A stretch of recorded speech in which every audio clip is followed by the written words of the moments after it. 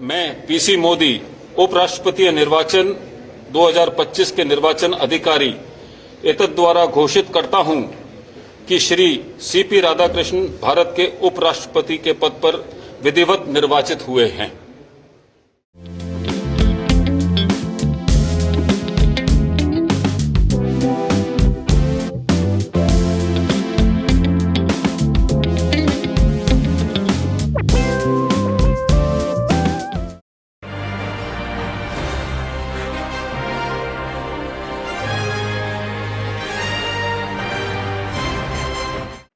नई दिल्ली से बड़ी खबर आ रही है। उपराष्ट्रपति चुनाव के नतीजे घोषित हो गए हैं। एनडीए के उम्मीदवार और महाराष्ट्र के राज्यपाल सीपी राधाकृष्णन ने बाजी मार ली। प्रधानमंत्री मोदी ने भी राधाकृष्णन को जीत की बधाई देते हुए कहा कि उनका जीवन हमेशा समाज और वंचित वर्ग की सेवा को समर्पित रहा है। राज्यसभा के महासचिव सीपी मोदी ने चुनाव परिणाम की घोषणा करते हुए बताया कि राधाकृष्णन को प्रथम वरीयता के 452 वोट मिले हैं और उन्हें उपराष्ट्रपति निर्वाचित घोषित किया गया है, जबकि विपक्षी उम्मीदवार बी सुदर्शन रेड्डी को 300 वोट ही मिल पाए। तो आइए जानते हैं महासचिव सीपी मोदी ने क्या कहा, देखिए इस रिपोर्ट में। श्री बुच्ची रेड्डी सुदर्शन रेड्डी को 300 प्रथम वरीयता के मत प्राप्त हुए और श्री सीपी राधाकृष्णन को 452 प्रथम वरीयता के मत प्राप्त हुए। चूंकि श्री सीपी राधाकृष्णन को अपेक्षित कोटे से अधिक वरीयता के मत प्राप्त हुए, इसलिए राष्ट्रपतीय और उपराष्ट्रपतीय निर्वाचन नियम 1974 के नियम 35 के साथ पठित राष्ट्रपतीय और उपराष्ट्रपतीय निर्वाचन अधिनियम 1952 की धारा 11 के अंतर्विष्ट उपबंधों के अनुसरण में मैं पीसी मोदी उपराष्ट्रपतीय निर्वाचन 2025 के निर्वाचन अधिकारी एतद द्वारा घोषित करता हूं कि श्री सीपी राधाकृष्णन भारत के उपराष्ट्रपति के पद पर विधिवत निर्वाचित हुए हैं। जी हाँ, देखिए ये इस वक्त की ताजा तस्वीरें हैं। इस वक्त की ताजा तस्वीरें आपको दिखा रहे हैं।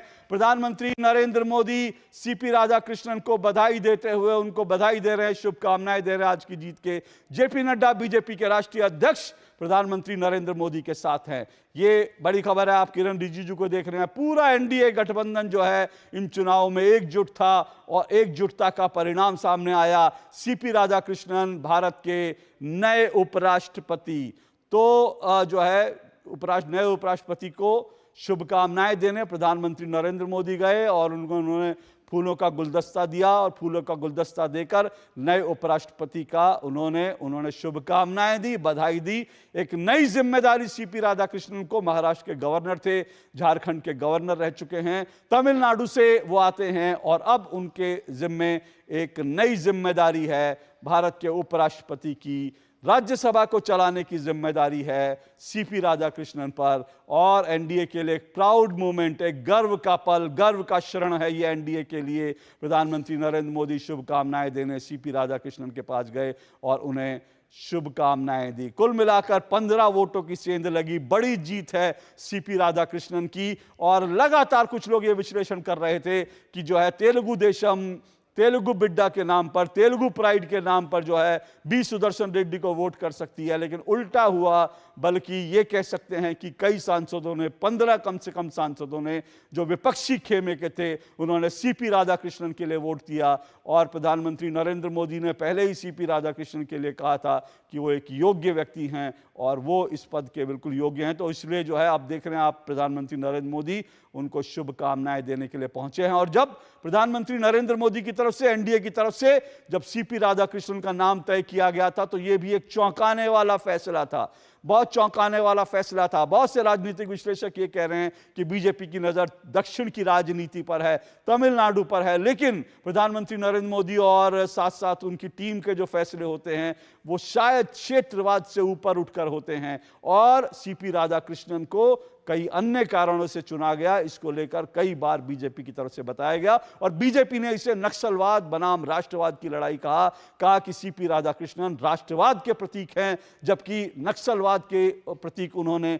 बी सुदर्शन रेड्डी को कहा, क्योंकि सलवा जुडुम को लेकर उनका एक फैसला जो है उसको लेकर बीजेपी पूरी हमलावर रही विपक्ष के उम्मीदवार की तरफ, और यह भी कहा नक्सलवाद से लड़ाई में उनके उस फैसले ने नक्सलवाद के खिलाफ जो लड़ाई थी उसको कमजोर किया, जबकि बीजेपी सरकार, एनडीए सरकार लगातार नक्सलवाद को खत्म करने पर आमादा है।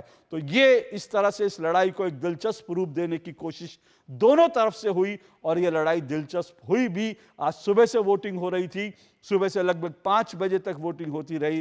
प्रधानमंत्री नरेंद्र मोदी ने उसमें वोट किया और प्रधानमंत्री नरेंद्र मोदी से पहले जो है पंजाब और हिमाचल प्रदेश जो बाढ़ आई थी उसका जायजा लेने गए थे, फिर उसके बाद उन्होंने आकर वोटिंग की। राहुल गांधी भारत से बाहर थे, विदेश में थे, और राहुल गांधी भी पहुंचे और उन्होंने भी वोटिंग करी, और इसीलिए ये चुनाव बड़ा दिलचस्प हो गया था।